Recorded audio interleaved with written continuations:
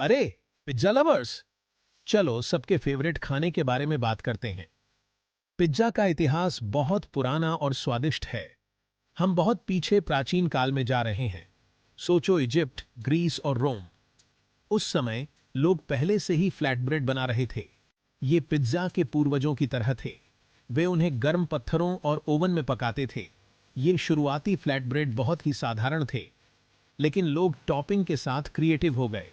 वे जड़ी बूटियों, मसालों और जो कुछ भी उन्हें मिल सकता था उसका उपयोग करते थे। जैतून का तेल, लहसुन और सब्जियों की कल्पना करो।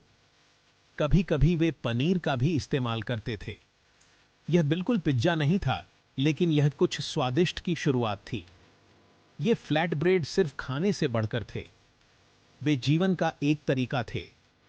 लोग उन्हें समारोहों और उत्सवों में साझा करते थे।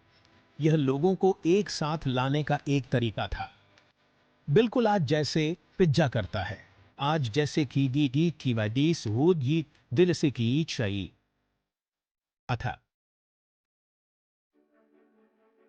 अब चलते हैं 18वीं शताब्दी में। हम नेपल्स, इटली में हैं। यहीं पर पिज्जा का जन्म हुआ था, जैसा कि हम जानते हैं। नेपल्स एक चहल पहल वाला शहर था। रेहड़ी पटरी वाले साधारण टॉपिंग के साथ फ्लैट ब्रेड बेचते थे। ये मजदूर वर्ग का पसंदीदा भोजन थे। फिर 1869 में कुछ आश्चर्यजनक हुआ। महारानी मार्घेरिटा ने नेपल्स का दौरा किया। राफेल एस्पोजिटो नाम के एक बेकर उनके लिए एक खास पिज्जा बनाना चाहते थे। उन्होंने प्रेरणा के लिए इतालवी ध्वज के रंगों का इस्तेमाल किया। लाल टमाटर, सफेद मोजेरेला और हरी तुलसी। रानी को यह बहुत पसंद आया और अंदाजा लगाइए क्या? इस पिज्जा का नाम उनके नाम पर रखा गया, मार्गेरिटा पिज्जा।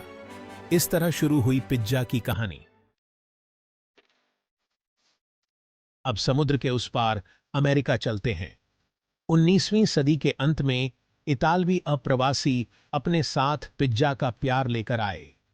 उन्होंने न्यूयॉर्क और शिकागो जैसे शहरों में पिज्जेरिया खोले। पिज्जा जल्दी ही हिट हो गया। अमेरिकियों ने इस इतालवी व्यंजन को अपनाया। यह सस्ता और स्वादिष्ट था। लोगों को कुरकुरी क्रस्ट, तीखी चटनी और चिपचिपा पनीर बहुत पसंद आया। कई घरों में पिज्जा नाइट एक परंपरा बन गई। पिज्जा भी बदल रहा था। अमेरिकी पिज्जा बनाने वाले नए टॉपिंग के साथ एक्सपेरिमेंट करने लगे। पेपरोनी पसंदीदा बन गया। सॉसेज, मशरूम और प्याज भी पार्टी में शामिल हो गए। अमेरिका में पिज्जा अपनी एक अलग ही पहचान बना रहा था। भाग 4। न्यूयॉर्क से शिकागो तक पिज्जा स्टाइल का उदय। जैसे जैसे पिज्जा पूरे अमेरिका में फैला, अलग अलग शहरों ने इस पर अपनी छाप छोड़ी। न्यूयॉर्क शैली का पिज्जा अपने बड़े, पतले और फोल्ड करने लायक स्लाइस के लिए जाना जाता है। यह चलते फिरते जल्दी से खाने के लिए एकदम सही है। शिकागो ने अपना डीप डिश पिज्जा बनाया। इस स्टाइल में एक ऊंची क्रस्ट होती है जो टॉपिंग की एक उदार मात्रा के लिए एक कटोरी बनाती है। वह ओ बेक टी एक हार्दिक भोजन है जो शेयर करने के लिए एकदम सही है। एक तट से दूसरे तट तक पिज्जा पाकगृह रचनात्मकता के लिए एक खाली कैनवास बन गया।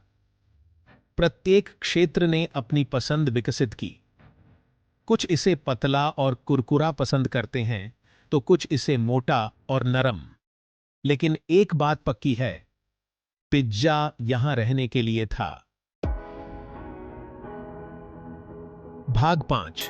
पिज्जा ने दुनिया जीत ली। पिज्जा की लोकप्रियता अमेरिका की सीमाओं पर नहीं रुकी, यह वैश्विक हो गया। दुनिया भर में पिज्जेरिया खुल गए।